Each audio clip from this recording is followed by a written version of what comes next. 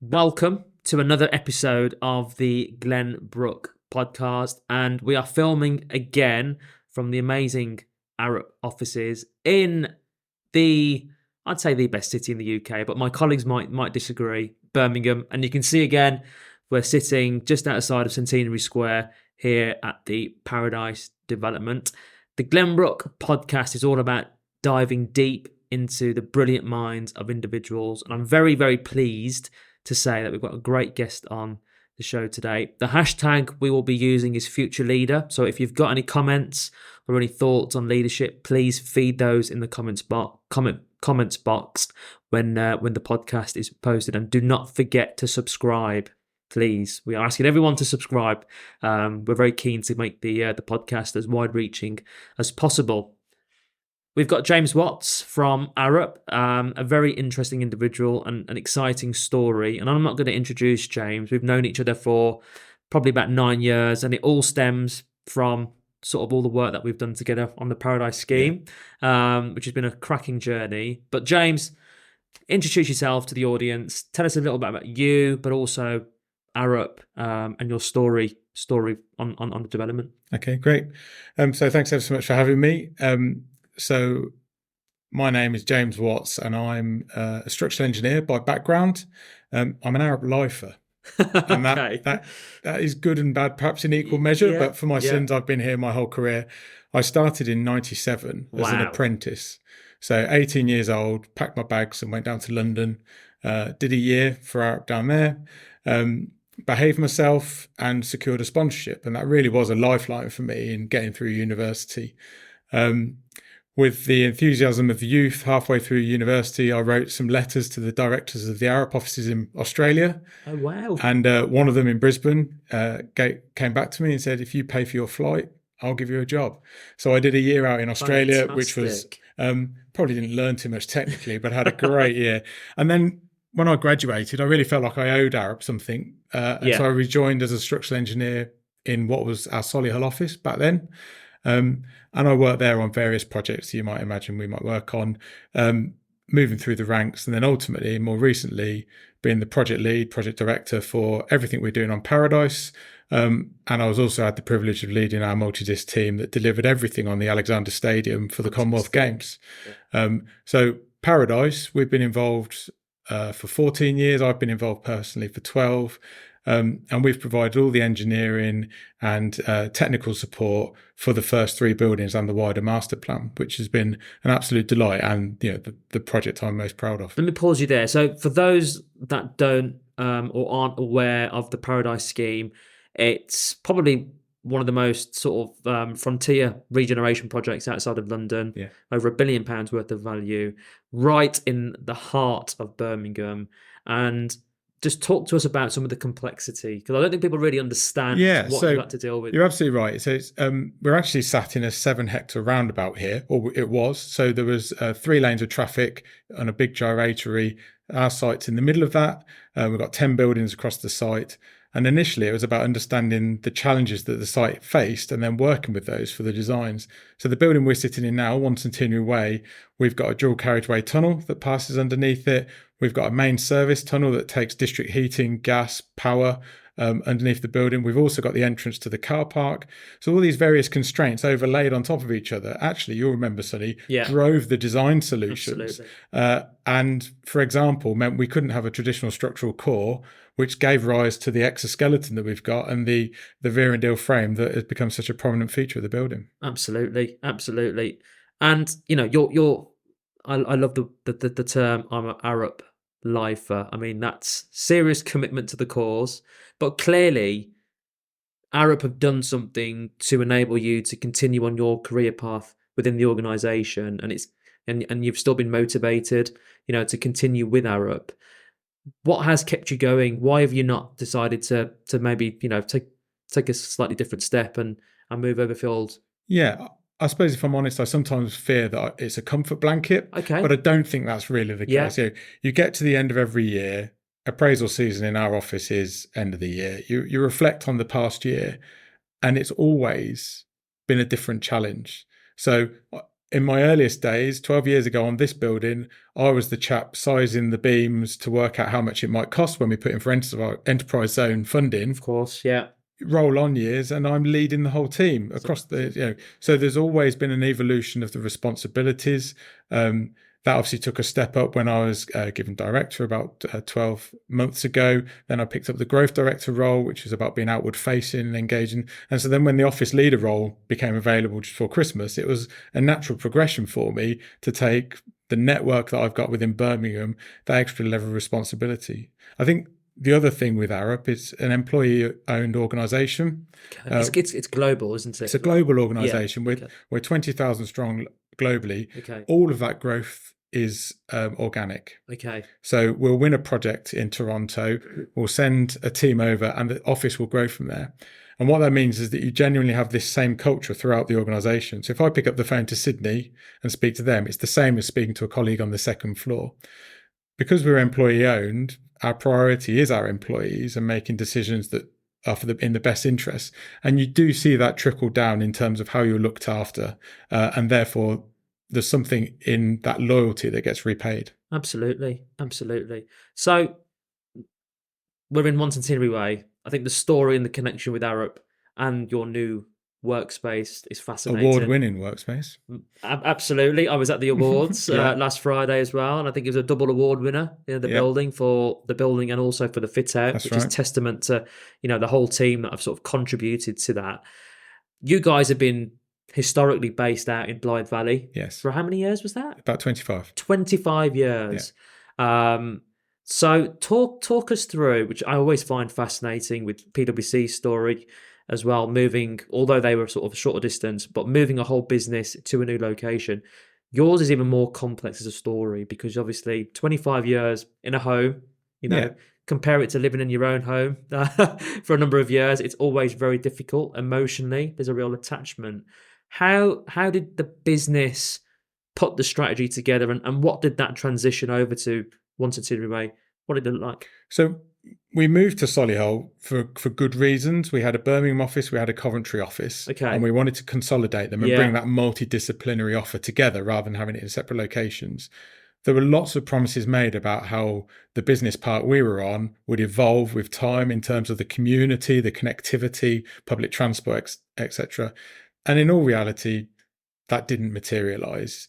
But equally, you think back 20 years ago, when I first moved to Birmingham, I came into town, I looked around, and other than the Bullring, which was newly opened, there weren't many options for food, drink, socialising, even fewer options for where to live. Yeah. And so we naturally, my partner and I, gravitated towards the Solihull area anyway. And we saw that as a trend across our recruitment. Fast forward 20 years, and we're struggling to get people to come out to the suburbs of Birmingham, because people wanted to live in Birmingham city centre. They didn't want to be travelling out and wasting their time on their commute. They wanted to have their live, work, play all within the city centre. And I think that's the big change. So that's the context. You've also got a global policy from Arup that we should be in our city centres. Okay. The cities of globally will be the ones that set the direction that help us navigate the challenge around climate change in particular, and having a resilient and sustainable future. Governments will be behind the curve because they've got to worry about more and more stakeholders. Yeah. But if cities can lead the way, that wins over the majority, and then nations will follow. That's generally what we think. So we want to be in our cities to contribute to that conversation and steer that route through. So that's the context there. What it meant was taking 800 staff, like you say. It is 800 of you. Yeah, wow. There's 800 okay. across pretty much every service you can provide in the built environment. Yeah. But they all have, I picked my family home based on a drive to our old office. Yeah. So there's 800 little stories like that. Yeah. And engaging with them and making them feel comfortable with the move, seeing the opportunity that it presents, busting a few myths was all part of the story. And the best thing we did was we started that engagement about 5 years out. So what it was? So, okay. So you and I were only just starting to think about the design of this building. Yeah. We were already talking to our staff about what a move into the city centre might mean, what that might look like, and starting to canvass their opinions, understand their issues and their challenges so that we could try to resolve them where we could, or provide them with information to suggest maybe it's not as bad as you fear. And commuting would always be the first one on people's minds. So we used data mapping tools on our intranet, loaded up on our intranet, so that people could actually start to see, based on a grid across the Birmingham, if you live here, including a walk, this is how long your train will take you to get into the city. So that you're breaking down some of those barriers. Or if it's a longer journey, people are starting to think, how do I fit this into my lifestyle? What does that mean? So really it's about early engagement at that highest level. And then we found champions from every team so that we could penetrate into the groups and make sure we were sort of taking that feedback and bringing it into the design. And that starts to inform things like designing for neurodiversity, which this building we're particularly proud of in this building, but also thinking about flexible work. And I think undoubtedly COVID had an impact because we signed our lease just as the piles were going in the ground for this building, so just at the start of COVID. But we didn't reduce our space take. What we did was we changed how we thought we might use the space. And then post-COVID, as we started coming back into work more often, thinking about who would come in when and how they would want to interact both with each other, colleagues from across Arup, and our clients and collaborators.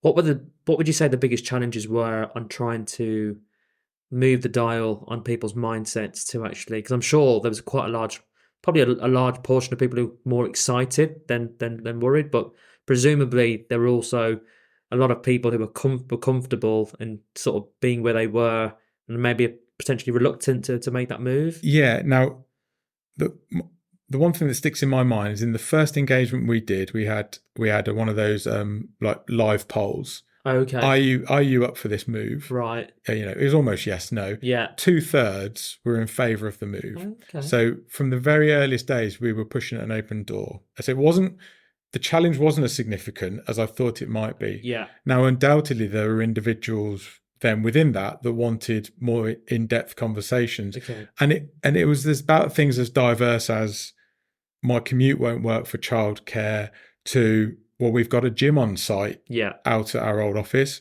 Will I have a gym in the new office? Yeah. What will the tea points be like? Where will I be sitting? Yeah. The whole range of comments. And really, the great thing about having those change champions within each team was that they were well briefed, so they had engaged in the design. But they could equally represent the views in a balanced way back to the design team, so that we weren't reacting to the need for a soup cauldron. We were reacting to the need for some sort of offer for food and drink, and I think that was really part of the success. Undoubtedly, when we moved in, there was some adjustment for some people. Okay. There was a very, very small number of people that thought beforehand, do you know what, this isn't for me. Yeah. But they've obviously gone, and we'd be delighted to have them back if their circumstances change in the future. But what's been really striking is that we are starting to receive unsolicited CVs from ex-colleagues who wanted to be in the city some time ago, who want to come back. And I think that shows this idea of retaining and attracting the best talent is really coming to fruition. Did you find that being out in Blythe Valley as an organisation, that talent attraction piece was more difficult of a sell to those new graduates compared to competitors who were in the city? It was becoming increasingly difficult. Was it? Okay. Not quite to the point of impossible, but okay. When we invite applications for graduate roles in Arup, you indicate your location preference, and we would never see Solihull at the top of the list of preferences. It would be at number 2 or 3. It would be Bristol, Manchester, Leeds if they didn't want to go into London. That's changed completely now. Really? This year, we've seen a full 180 on that, and it's Birmingham. Yeah. So I'm not saying every person that applies to Arup wants to come to Birmingham, but the ones that are coming through to us are people that want to be in the city centre. Yeah. And so the change has been dramatic. And so we'll see the benefits of that going forward. Oh, most definitely. Most definitely. So starting as an apprentice, how many years ago was it? It was called a pre-university trainee back then. Wowzers. Yeah. Well, there you go. Yeah. And to do and to get to where you you are today, an incredibly successful career. Talk to us about what this new leadership role actually means, how it's changed your time allocation, how it's changed the day job, and what is that responsibility that's now sitting on your shoulders? Yeah. So my primary responsibility as office leader is the health and safety of our staff and our visitors in the office. Okay. That's number one. The greatest amount of my time in this role is about being outward facing, being the figurehead for Arup, raising the profile, boosting our presence, and encouraging my colleagues to do likewise. It's undoubted that being based out in the suburbs for a generation impacts on how on behaviours. And so turning that round and getting people to think more about what's going on outside of the office and how they can contribute to that conversation I spoke about. That's really interesting. So did you find that being out there, a little bit out of the way, the culture and the behaviours of the staff were a little bit, could you say, a little bit more reclusive than sort of now? We are an office that is full of people that will, and I'm generalising, but they will sit in front of a laptop and they will solve really complicated challenges brilliantly. Very interesting. Just turning that dial slightly so that they continue to do that excellent work, which we like to think we're known for, but putting a bit more of their perspective externally, that's really a priority for me going forward. That all said, my day job remains projects. So I still, just over half my week is still dedicated to leading projects. And that was one of the things that attracted me to the job. It's the projects that get you out of bed, that you really enjoy, the satisfaction of seeing buildings like this, taking your parents to the Alexander Stadium, doing the Commonwealth Games, all things like that. Cool. So, that was one of the real attractions for me.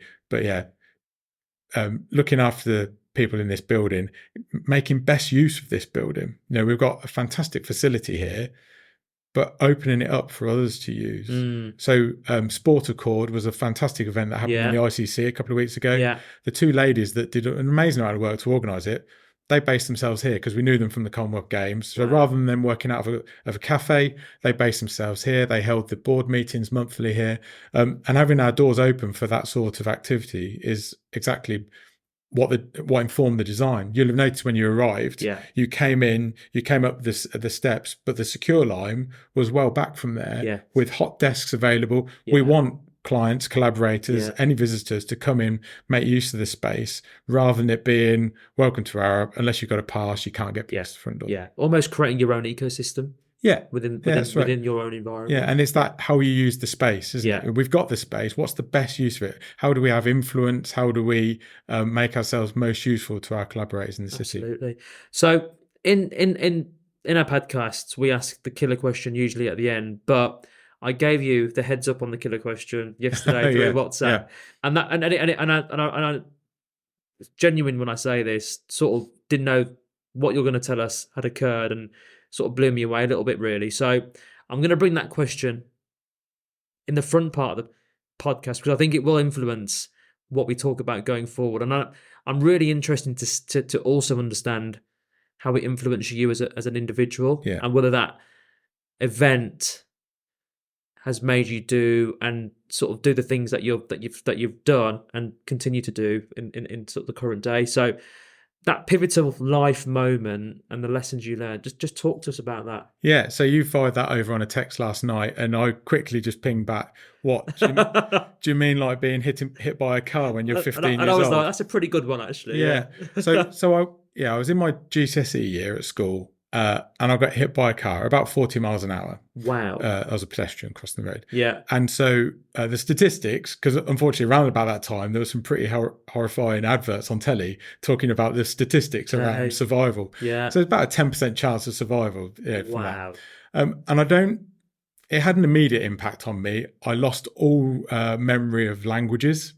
So bless them, my language teacher at school mouthed the answers to the verbal test because I couldn't remember any of it. But other than that, longer term, it gave me a face for radio. I've got a few scars on my face that I still got today. It didn't really have too much impact, sort of carried on day to day. Physically, you're okay. physically, it was incredible. Landed on my face, no broken bones. Wow. Just a few scratches Goodness and me. a bit of a mess on the face. And then so you never know whether these things drive your behaviours or whether you're sort of like post-rationalising it. Yeah. But I'm not someone that has prioritised my career above everything else. Okay. I like to have everything in balance, in terms of well-being, family, work. I like to keep that at some sort of equilibrium. And I've had that perspective since the very earliest days of my career. It's a great approach. And I do think it's driven by either not necessarily the crash itself, the accident itself, maybe the impact I saw it had on my family. Yeah. And what that's meant is that I've never felt like I'm chasing the next role. Okay. So I'm a bit more relaxed in myself, of course. which probably allows me, maybe, and this is post-rationalising, I think, to be a bit more comfortable about who I am and what I can do and what my strengths are. Yeah. Which allows me to maybe have a bit more integrity. Yeah. Because everything I'm doing because I enjoy it or I think it's the right thing to do. Yeah. Alongside that, I've always valued enjoying myself. And so when I work with teams, when I lead a team in the office, I want to have fun. Yeah. We'll sit in a design team meeting and I want to make sure there's a good atmosphere. Yeah. And so I think put those things together. Yeah. And I'm not chasing the next thing. Yeah. But as a result, they come to me because I'm just doing a good job, doing the best job I can. Of course I am. We all try to do that. Yeah. But in a way that makes it look a little bit less intense. Yeah. And I think that's probably what's stood me in good stead. Well, I remember, we worked very closely, and you definitely brought that. Despite how complex the issues were, you could always rely on you to be that calm body around the meeting table to try and drive a solution, without panicking. Yeah. You definitely give that off. And that naturally trickles into the team, doesn't it? Yeah, it's absolutely right. Yeah. And I think you should never underestimate the impact that a leader can have on the tone and the culture. The Alexander Stadium was a fantastically successful project for Birmingham. It's delivered on time, on budget, designed and delivered, constructed through COVID. But I will always go back to our leader or the leader of the project from Birmingham City Council, head of sport, Dave Wagg, being a man that openly admitted he didn't know the detail, but he listened and respected the advice he received from his team. And if something went wrong, never once did he hunt down the root cause of that. Yeah. We just got round the table, rolled up our sleeves and resolved it. Solution driven. And as a result, that whole project, be it from the project manager, the QS, ourselves, the contractor, was all about solving problems and focusing on getting to the outcome that we needed. Yeah. But that culture came from the top down. And I think that was a real takeaway for me. And I think that's how I would like to think I behave, is that something's happened. Things always happen. Of course they do. Shrug, roll your sleeves up. Yeah. What do we know? What don't we know? How do we solve it? I think that vulnerability and that demonstration of humility within a leader is so important. Yeah, and very difficult. Very difficult. If you think about Dave in that position, he's got the eyes of almost the world on him. Yeah. Certainly the whole of the council. Yeah. And yet, if something went wrong, he had the stature, the self-confidence, the confidence in his team. Absolutely. To pause and have confidence that as a collective, we'd solve it. So let's take ourselves back to the workspace. Heavily smart enabled building. I think there was a collective decision to press the button on that very early on in the design phases of One Centenary Way. But what we're interested in, I think the audience will be very interested to understand, is how you're using data analytics as a business to support performance of your workers and also just generally progressing yourselves forward as well. So there's a few parts to that. So you're right, smart enabled building. We're delighted. I liken it to having unwrapping that first iPhone. Having a blank iPhone, it's an enabled device. You just didn't know when you got your first iPhone how you'd use it until you started adding the apps. So if we think about that analogy for this office fit out, we're still in the process of adding the apps. I wouldn't say we're not at the point yet of driving the insights. But we have an office that is fitted out with air quality sensors, temperature, lighting, occupancy sensors. So we're starting to gather the data, be it in terms of how many occupants there are in this room versus, we've booked a 10-person meeting room today for 3 people.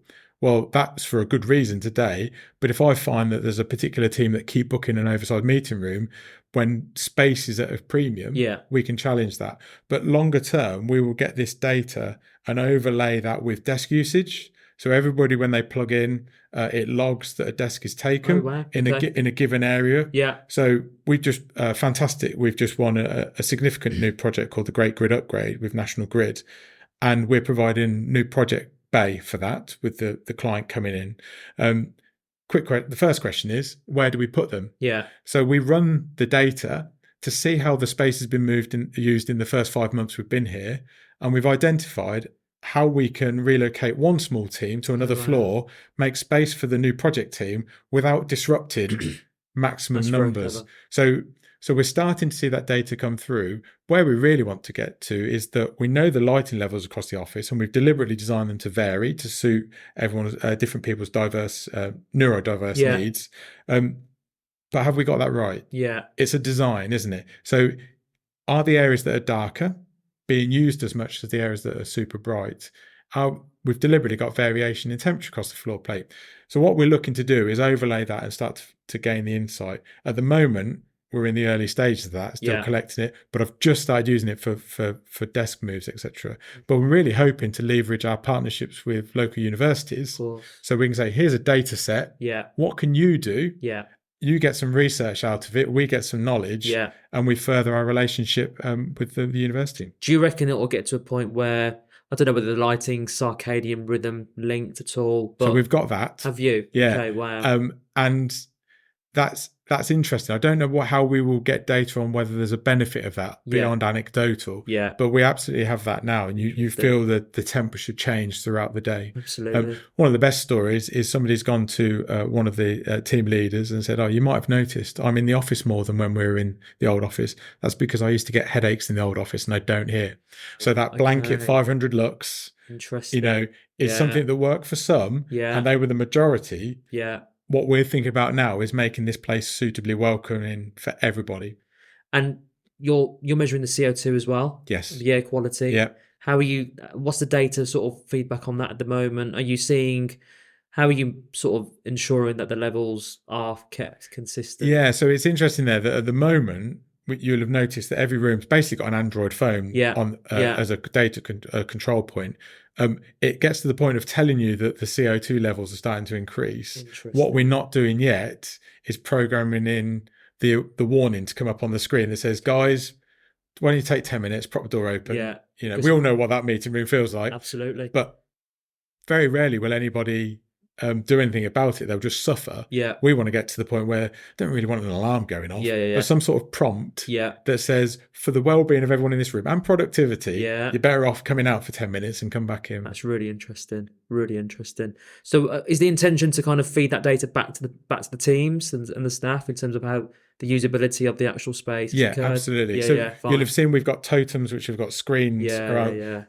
We're fully linked into those, so we can share updates on there. We can share insights. We can tell them if you're particularly cold-blooded, level 2 is warmer today. We can use the data to find that actually we want to close down level 3 on a Friday, or maybe we want to close half of level 4 because we've got level 2 because we've got some desks to repair. Yeah. So we've got that dynamic approach that allows us to control the space. And presumably as well with the desk usage, you're finding people that are you start to get a group that are, night owls potentially, or work better in the mornings or work better in the afternoon. Yeah, possibly. If we do, I should make the point that we will never look at the data on an individual basis. Okay. So we won't know that Alice always turns up at 11:30 and leaves late. Yeah. But we might find as a group that the digital team prefer to get in a bit later and leave a bit later, or which may or may not give us an insight. And I think that's the exciting thing. We don't know where these insights will take us. Okay.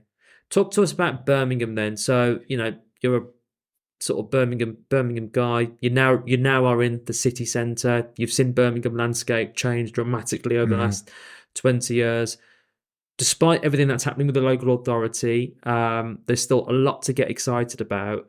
from an Arup Birmingham perspective, what does sort of, now that you're in the heart of the city, what's success look like for you if you're projecting sort of 15, 20 years time? Like if you were to look back as your now role as office lead, what would that look like? Success for Arup or success for the city? For Arup first, and then probably for Birmingham. So for Arup, I think moving ourselves to the centre of the UK map. So rather than being an outlier, when you move the office to the centre of Birmingham, you are suddenly the most convenient place for your colleagues from across the UK and your clients to come and meet. So really cementing yourself as that place to do collaboration. You don't have to head to London. It's more convenient to come to Birmingham. And we're seeing that already with clients like National Highways, National Grid, and our colleagues from across the UK. So I think there's something there. Certainly within probably, if I do a good job, a 5-year tenure of being the office leader, getting that outward facing, having that level of engagement externally that we, if we're honest, haven't seen from our colleagues. Okay. So I'm working particularly with the younger members of staff to get them to change their mindset. So by the time they're looking to push towards a more senior role in 5 years' time and I'm handing over the keys, actually they've developed, the culture has changed. So I think that's what we're looking for. And if we do that, I think we have to trust in the opportunity presenting itself. I'm going to trust that process for now. And probably halfway through, I'll check that it's happening. But it will be a long, slow burn. I think for Birmingham, improved connectivity, a greater density of different uses in close proximity. I think you look out of this window onto this square, you've got universities, you've got cultural offer, you've got hotels, you've got finance, you've got ourselves, all within close vicinity. You've got the Octon going up, which is residential. I think getting that mix of more and more activities going on within close proximity so that you've got usage of the space from first thing till last thing, rather than turn off the lights in a corporate office space and then nothing after 6 p.m. I think those days are gone. And I think within the corporate spaces that we have, I think we will find more and more people thinking in much greater depth about the use of their space, how much space they require, which days their staff are coming in, how they can influence their staff behaviours to make best use of the space. So don't all have your all-in days in on a Tuesday and Thursday, for example. And that in itself will drive a more interesting, diverse community, won't it? You'll have greater number of uses, maybe a bit of media, different people, all in the same space, and that in itself can only be a good thing. Absolutely. I think Birmingham, it's got a long way to go. It's a very exciting city, but it's probably a city that's probably not ever really reached its full potential. There's a lot happening now from a residential perspective. We've got some really great commercial space and really great occupiers. You can start to feel there's a real momentum and a wave going forward. HS2 isn't stopping. No, that creates its own momentum as well. But I think also, having big global, very, very, highly recommended consultancies like Arup in the heart of the city only helps with that. The best businesses want to be around the best businesses. Yeah, absolutely. But the scale that Birmingham can offer, from the independents all the way through to the large corporates and everything in between, and be a small enough community that people can get to know each other, yet still deliver at this sort of scale. I think that's what's special about Birmingham. Absolutely. We've not got long to go, so I'm going to ask you one final question, and it's probably going to be leadership driven. So again, just taking yourself back through your career at Arup, all the amazing guys that you were able to work with, collaborate with, work under, what would be some of the key leadership lessons there that you'd want to sort of take on in your phase of Arup? And what does the culture for the Birmingham office look like going forward? So I think undoubtedly the culture for the Birmingham office has to be an extension of the Arup culture, which I spoke about earlier, which is about being inclusive, being supportive, being inquisitive. All those things define who we are. And like I say, by being employee owned, we can continue to focus on delivering great projects for great clients with a view to what, to be honest, the world needs going forward, the challenges that we face, and helping define a resilient future. So I think that's the cultural piece. I don't really want to change things there. I just want to amplify it really on particular points. I think in terms of leadership I always have to remind myself, I've talked about my traits, and actually what that gives me potentially is a weakness around saying the thing that might be unpopular. Yeah. And being the leader requires you sometimes to take a step away from a personal friendship you might have with someone, or just wanting to make sure everyone's getting on in the team, tricky. And just do what's best for the organization or the project in that moment, and recognize that your colleagues will, in the long term, maybe not in that instant, but in the longer term, they will respect you for that, because they'll be able to see why you've made that decision. How you deliver that, that's the trick. And I think that's how leadership has evolved in the past 20 years from when I started in my career. It's a little bit like, would Alex Ferguson be as successful today in Man United as he was back then? Or have the players and their expectations and how you manage them changed? And I think that's where there's a slight deviation from historical examples. Fantastic. James, you've been an absolute gentleman. Thank you ever so much for joining and having that conversation. Back over to the listeners. We said #future leader. Please, we would love to hear from you in terms of what you think the right leadership qualities are, some of the great leaders that you've been able to work with, and just leadership generally. It's a big topic in every organisation, in every sector. So we do welcome your thoughts and opinion. This has been another episode of the Glenbrook Podcast. Thanks again to James, and we'll see you on the next one. Thank you. Great. Cheers, Sunny. Well done. Cheers, mate. That's brilliant.